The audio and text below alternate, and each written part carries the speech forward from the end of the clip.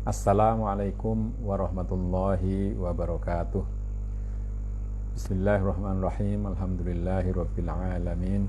Wa bihi nasta'inu ala umuri dunya waddin. Wassalatu wassalamu ala asyrafil anbiya'i wal mursalin sayyidina wa maulana Muhammadin wa ala alihi wa sahabatihi ajma'in. Saudara, marilah kita mulai pengajian kita dengan membaca surat Al-Fatihah untuk Kiai Soleh Darat, penulis kitab yang kita pelajari pada malam hari ini. Lahul Fatihah. A'udzubillahi minasyaitonirrajim. Bismillahirrahmanirrahim. Alhamdulillahi rabbil alamin. Arrahmanirrahim. Maliki yaumiddin. Iyyaka na'budu wa iyyaka nasta'in. Ihdinas siratal mustaqim. Siratal ladzina an'amta 'alaihim ghairil maghdubi 'alaihim waladdallin. Amin. Saudara, kita kemarin sedang membaca kisah Nabi Uzair yang dimatikan oleh Allah selama 100 tahun lalu dihidupkan kembali. Nah, kita lanjutkan ceritanya. Bismillahirrahmanirrahim. Mongko nalikane wis urip Uzair kaya-kaya wong kang umur 40 tahun, rambute sirahe lan jenggote hale ireng karone. Mongko nuli ngucap Uzair, a'lamu annallaha ala kulli syai'in qadir. Ketika sudah hidup kembali, Uzair seperti pemuda umur 40 tahun, rambut kepala dan janggutnya itu masih hitam, maka kemudian dia berkata, aku tahu bahwa Allah Maha berkuasa atas segala sesuatu.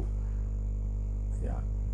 Mongko nuli nunggang himare, nuli mangkat marang pernae kampunge maune, mongko padha pangling lan padha mungkiri.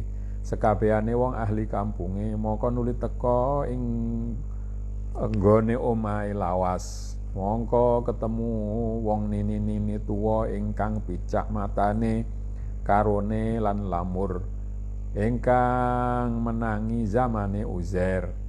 Ya. Maka lalu Uzair naik keledainya dan berangkat ke arah kampungnya dulu. Maka semua orang tidak ada yang mengenalinya lagi, sudah lewat 100 tahun. Ya. Semua mengingkari, semua orang kampung itu mengingkari bahwa dia itu pernah tinggal di situ. Kemudian dia mendatangi rumahnya yang lama, maka di situ ketemu dan dengan nini-nini ya, perempuan yang sudah sangat tua, yang matanya sudah tidak bisa melihat lagi, yang dulu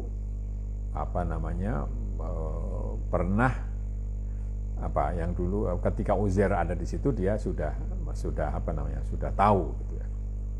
Monggo nuli takon Uzair marang iki nini tuwa, ya ajuzah, apa iki omahe Uzair?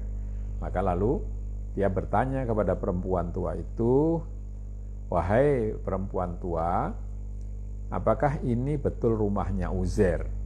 Mongko ngucap ajuz, iya iki omahe, tetapi ini ora ono Uzair wis pirang-pirang tahun. Perempuan itu menjawab, ya betul, ini rumah dari Uzair, tapi sudah bertahun-tahun Uzair tidak ada.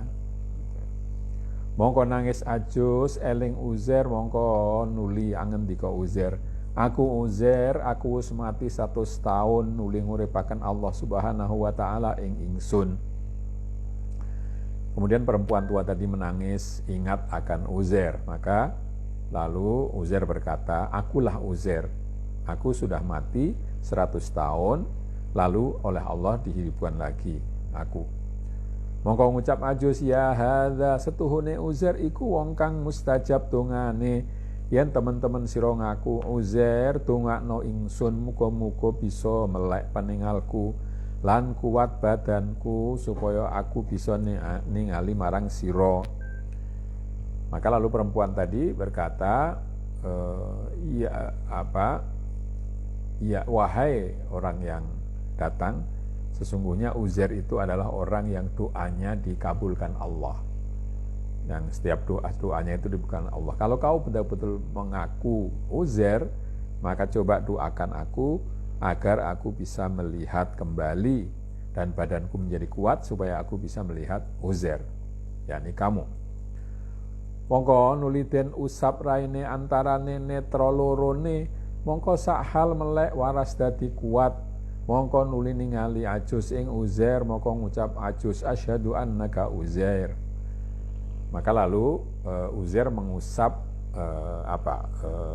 bagian di antara kedua mata, mengusap wajah di antara kedua mata ya. Maka lalu seketika itu juga matanya bisa terbuka dan menjadi orang itu kuat sehingga dia melihat Uzair dan berkata, aku bersaksi bahwa kamu adalah Uzair. Mongko nuli mangkat ngadeg Ajus marang enggone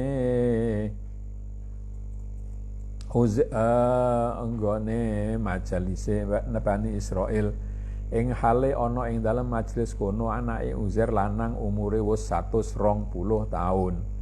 Mongko nuli ngundang-undang Ajus, ya jamaah, saiki Uzair wis teka marang sira kabeh. Maka lalu dia perempuan tadi pergi ke majelis atau tempat berkumpulnya Bani Israil. Pada saat itu di dalam majelis itu ada anak laki-laki dari Uzair yang umurnya sudah 120 tahun. Ya, berarti ketika Uzair mati dia itu umurnya sudah 20 tahun. Maka lalu perempuan tadi berkata keras ya. Wahai jamaah, berteriak mungkin begitu. Sekarang Uzair sudah datang kepada kalian semua. Mongko padha ngorohaken kaum kabeh ing pangucape Ajus, mongko ngucap Ajus ningalono sira marang ingsun, utawi ingsun iku picak lumpuh sabab dongane Uzair dadi melek lan waras. Maka lalu semua orang mendustakan dia, tidak ada yang percaya kalau kepada perkataan perempuan tadi kalau Uzair sudah kembali. Lalu Ajus itu atau perempuan tua tadi berkata, lihatlah aku dulunya buta dan lumpuh, tapi karena doanya Uzair aku bisa melihat dan bisa sehat kembali. Mongko nuli padha tangi kaum kabeh ngadeg mangkat marang Uzair, mongko ngucap anake Uzair, bapak ingsun Uzair iku ana ing dalem welikate ana andeng-andeng ireng kaya tanggal 4 ya. Tanggal 4 itu tidak jelas itu ya, tanggal 4 itu, tapi tulisannya di sini memang tanggal 4 ya.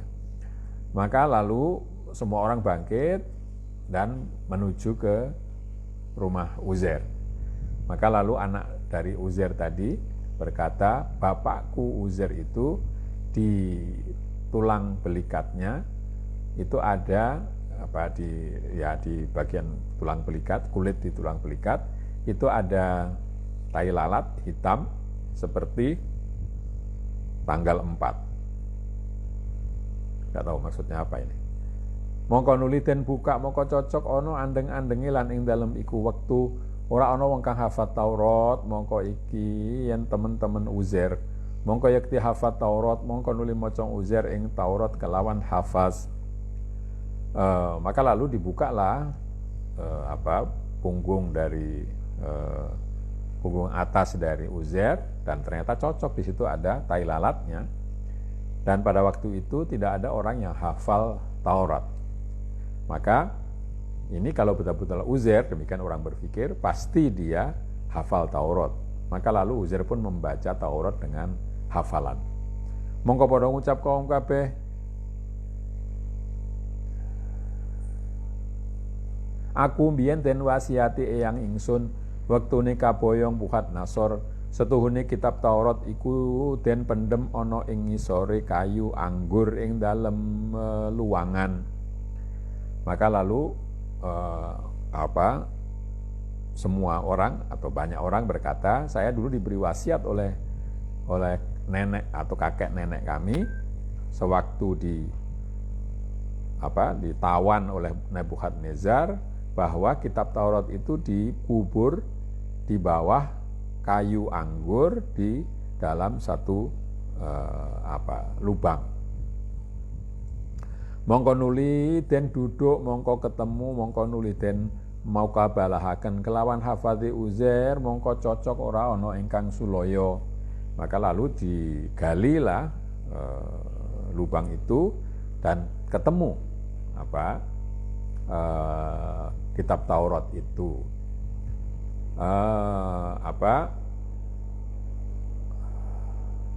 Maka lalu dicocokkan dengan apa yang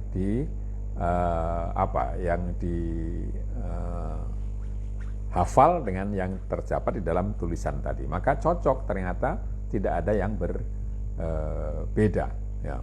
Mongko nalikane iku, mongko ngucap kaum kabeh iki Uzair ibnullah. Ta'ala dzalika uluwan kabira, mongko mangkono ikulah sababe pangucape Yahudi kaya mangkono. Maka ketika itu lalu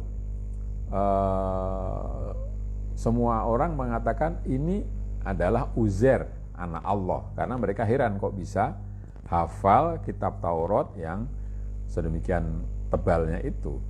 Padahal ya Uzair itu bukan anak Allah, dia tidak mengaku anak Allah, tapi mungkin orang terlalu kagum pada kepintarannya itu, kehafalannya, lalu disebutlah Uzair anak Allah. Maka demikianlah asal mulanya kenapa Uzair itu disebut anak Allah. Ya.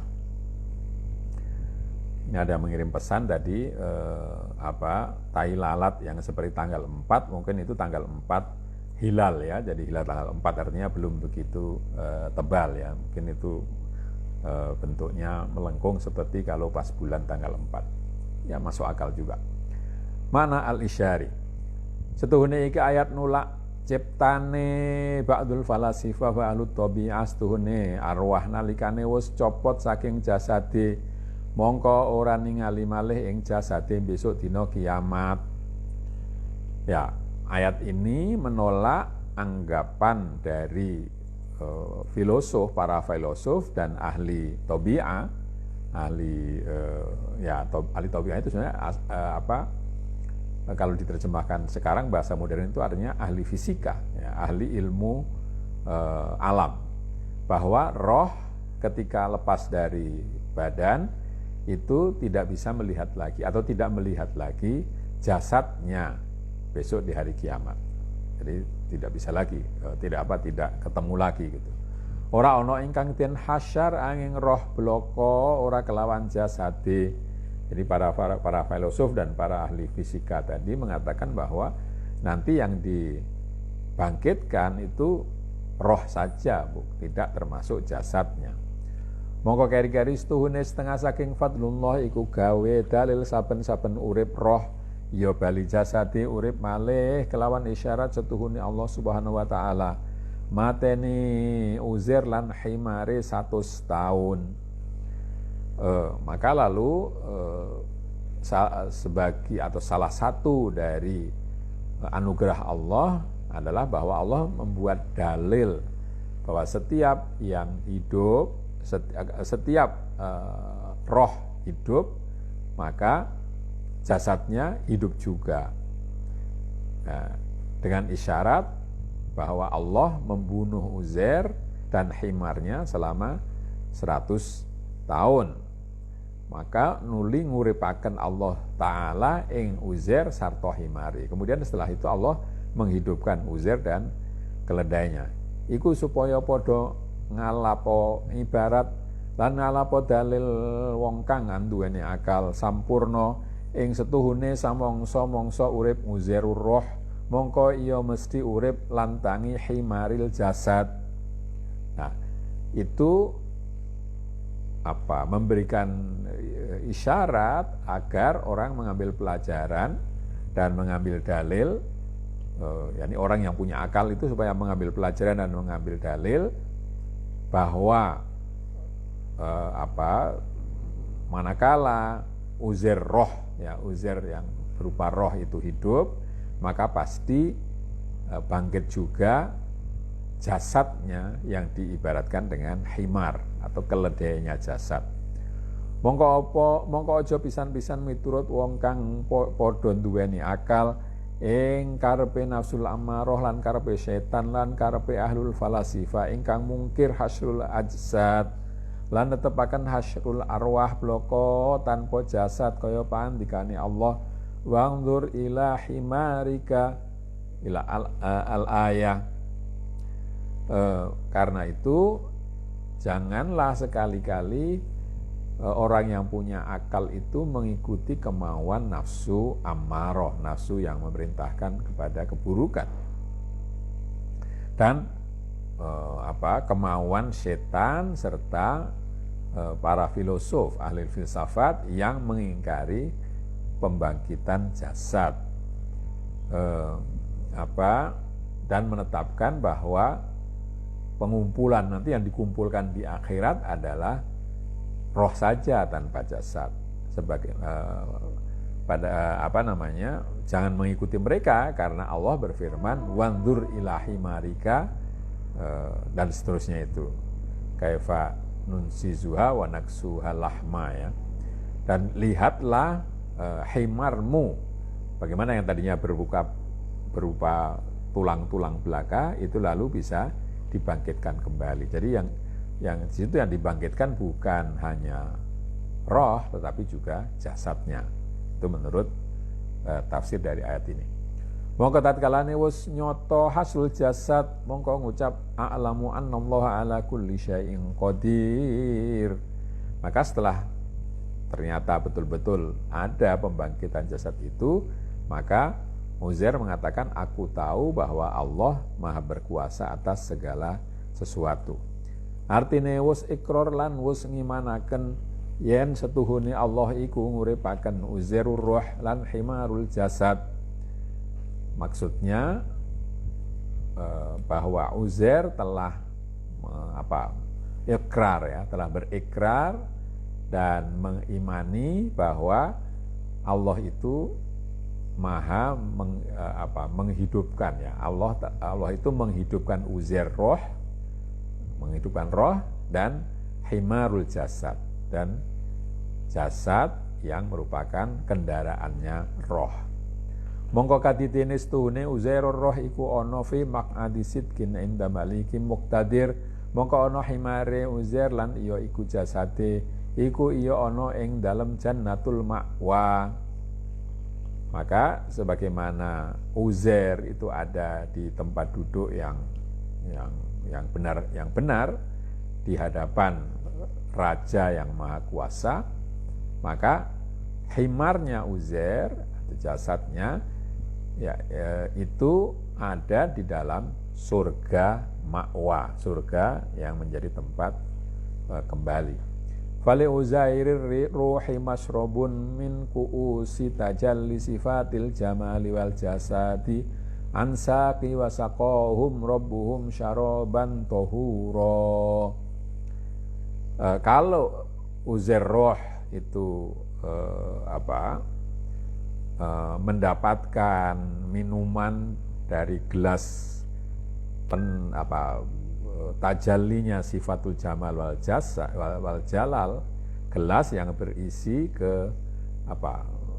kalau terjemahan harfiahnya itu penampakan sifat keindahan dan sifat keagungan dari Allah, ansaki dari saki itu orang yang menawarkan minuman, itu orang yang menjajakan minuman. Kalau dalam pertemuan ada orang yang membawa baki, yaitu saki, dari sang penjajah yang diibaratkan wasaqahum rabbuhum syaraban tahuro, dan Allah memberi minum mereka, dan Tuhan mereka memberi minum mereka dengan minuman yang bersih, suci. Maka tadi kalau itu Uzair roh mendapat minuman seperti itu. Lan kadua himarul jasad dan ombeni syarab anharil jannat walakum fiha ma tashtahihil anfusu wa taladzul a'yun qad alima kullu unasim masyrabahum wallahu a'lam. Nah, kalau himar jasad itu mendapat minuman dari dari sungai surga, ya. Dan bagi mereka itu apa yang diingini oleh diri, oleh nafsu, dan yang dinikmati oleh mata. Dan masing-masing manusia atau setiap orang sudah tahu tempat minumnya atau apa yang diminumnya. Allah Maha mengetahui. Jadi maksudnya nanti di akhirat itu roh mendapat balasan berupa minuman dari tajalli, dari penampakan sifat jamal, sifat indah dan sifat agungnya Allah, tapi badannya juga mendapatkan balasan minuman dari air surga yang sangat diingini oleh nafsu dan oleh mata, masing-masing dapat bagian gitu. Utawi Uzair iku ibarate roh, utawi himar iku ibarate jasad. Krana jasad iku tunggangane roh, kaya dene yen himar iku tunggangane Uzair. Jadi Uzair itu diibaratkan atau ibarat dari roh, sementara himarnya itu adalah jasad, karena jasad itu adalah kendaraan dari roh, seperti himar juga menjadi kendaraan dari Nabi Uzair. Monggo nuturaken Allah Ta'ala lan aweh dalil ing atase wilayatullah marang mukminin kabeh. Faqala ta'ala, maka lalu Allah menceritakan dan memberikan dalil atas kewalian, ya, bagi orang mukmin semua. Maka Allah berfirman, wa idh qala Ibrahim rabbi arini kaifa tuhyil mauta qala awalam tu'min qala bala walakin liyatma'inna qalbi qala fakhudh arba'atan minat tayri fasurhunna ilaika thumma ij'al ala kulli jabalin minhunna juz'a thumma du'uhunna ya'tinaka sa'ya wa'lam annallaha azizun hakim. Ya, Surat Al-Baqarah 260. Artinya, nuturno sira Muhammad marang kaum mira ahli Makkah nalikane matur Nabi Ibrahim marang pangirane, ya Rabbi, mugi ningalaken tuan ing kula kados pundi anggen tuan nguripaken tiyang ingkang sampun pejah. Ceritakan wahai Muhammad kepada kaummu, yaitu ahli Mekah, ketika Nabi Ibrahim bertanya kepada tuannya, kepada Tuhannya, wahai Tuhan, wahai Tuhanku, pertunjukkanlah, ya,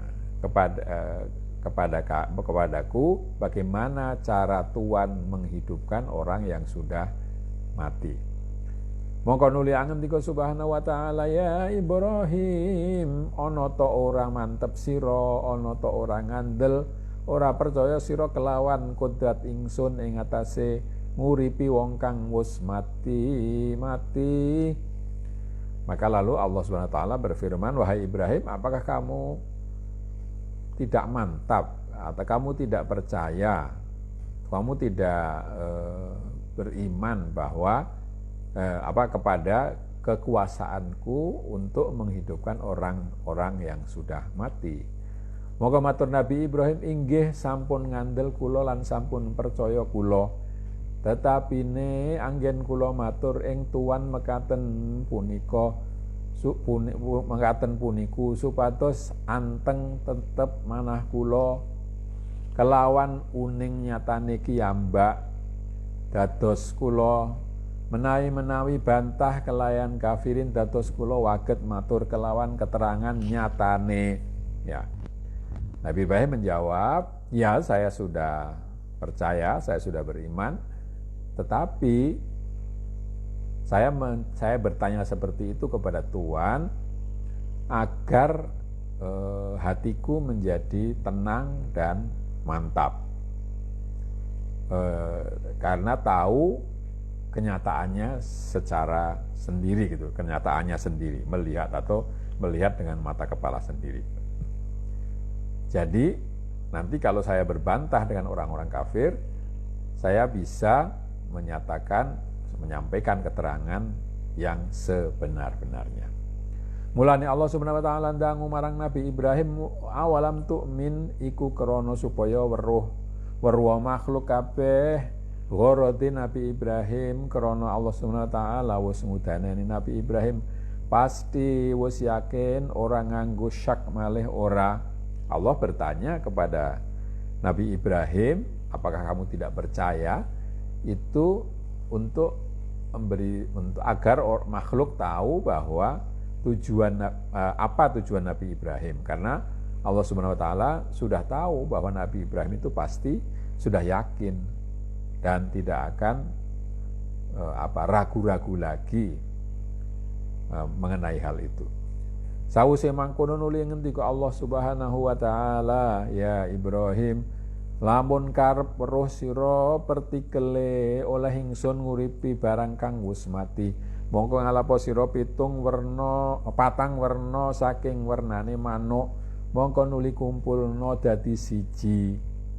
Setelah mendapat jawaban Ibrahim tadi, lalu Allah berfirman kepada Nabi Ibrahim, wahai Ibrahim, kalau kamu ingin tahu caraku menghidupkan apa yang sudah mati, maka cobalah kamu ambil 4 jenis burung, kumpulkanlah jadi satu. Lan nuli cacah-cacahan campuran daginge lan balunge lan wulune kabeh dadi suwiji.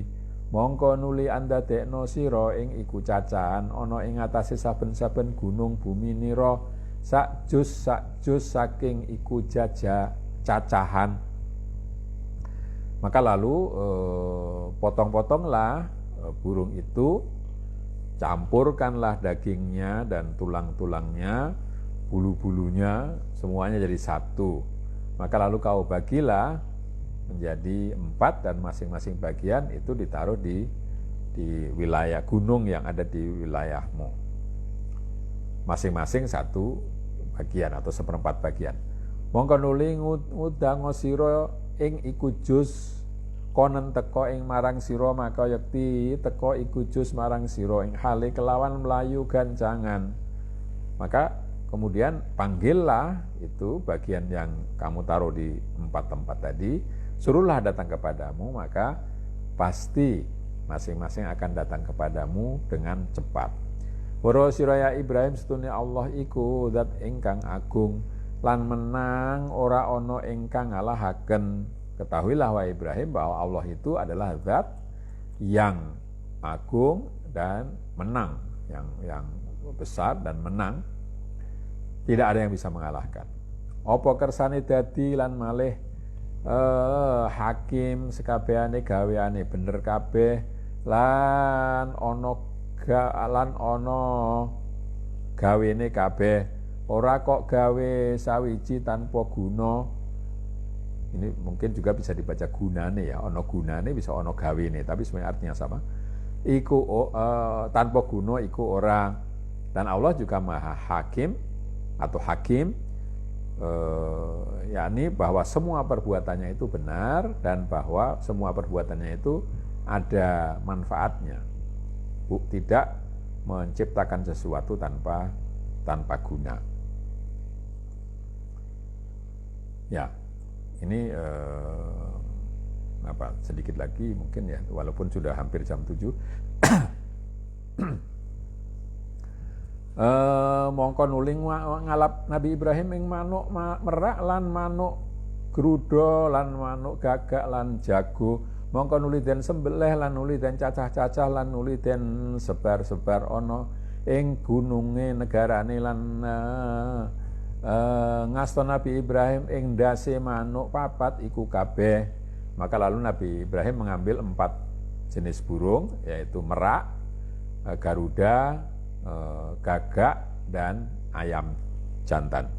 Maka lalu disembelih dan dipotong-potong, tapi kepalanya dipegang, yang bukan bagian yang selain kepala itu tadi disebar ke gunung-gunung di sekitar tempat dia tinggal. Mongko nuli ngundang-undang Nabi Ibrahim ta'ali nabi iznillahi ta'ala, mongko nuli teko saben-saben juz marang jasate dewe-dewe padha mibur dewe-dewe. Maka lalu Nabi Ibrahim memanggil, marilah datanglah kepadaku demi Allah. Maka lalu bagian dari tubuh tadi mencari tubuhnya sendiri-sendiri. Terbang gitu ya, terbang karena kepalanya ada di tangan Nabi Ibrahim, terbang menuju kepalanya masing-masing. Sawuse kumpul dadi manuk mongko nuli teko marang dase. Kumpul dulu lalu datang ke kepalanya.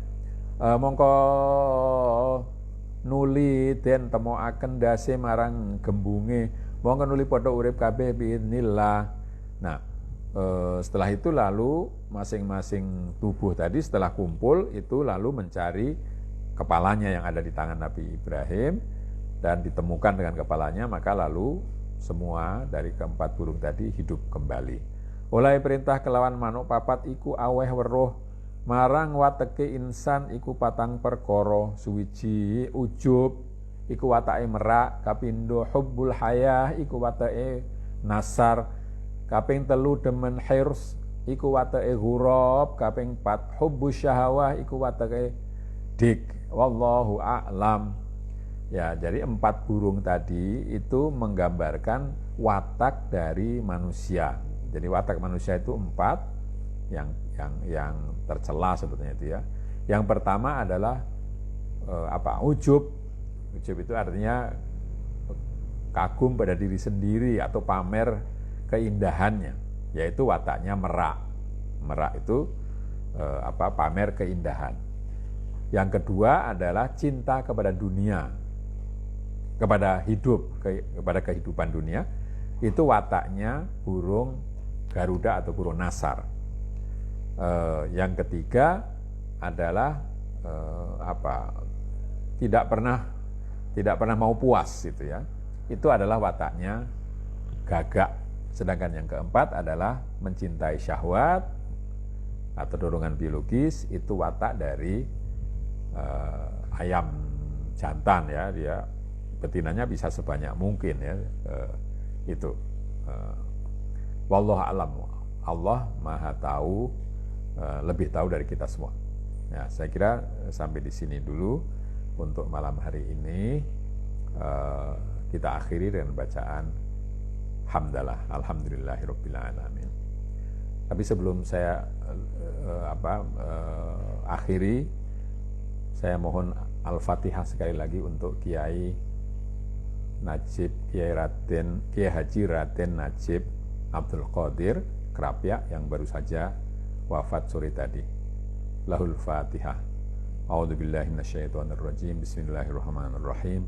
Alhamdulillahirabbil alamin, arrahmanirrahim, maliki yaumiddin. Iyyaka na'budu wa iyyaka nasta'in. Ihdinas siratal mustaqim. Siratal ladzina an'amta 'alaihim ghairil maghdubi 'alaihim waladdallin. Amin. Terima kasih. Kurang lebihnya saya minta maaf. Akhirul kalam. Wassalamualaikum warahmatullahi wabarakatuh.